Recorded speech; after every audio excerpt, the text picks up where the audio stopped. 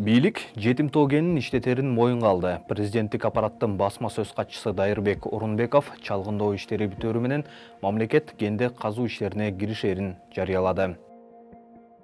Жетим тоону 100% өзүбүз иштетебиз. 1% дагы бирөөгө берилбейт.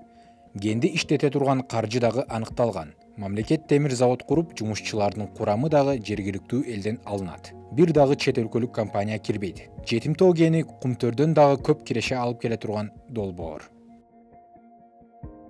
Жетим тоо бул ири темир гени. Президент Садыр Жапаровдун айтымында генде 50 миллиард долларга бааланган 5 миллиардтан ашык темир рудасы бар.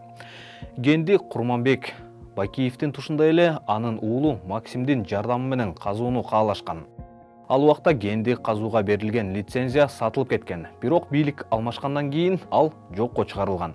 Жетим тоону иштетүү керектигин кайра 2020 жылы Садыр Жапаров эстеп, Кытай алдындагы карызды анын сырьёсу менен кутулса болот деп айткан. Былтыркы жылы Минкаптын башчысы Акылбек Жапаров менен анын орун басары Эдил Байсалов Нарынга барып, жергиликтүү тургундарга жетим тоону иштетүүнүн пайдасы тууралуу айтып беришкен.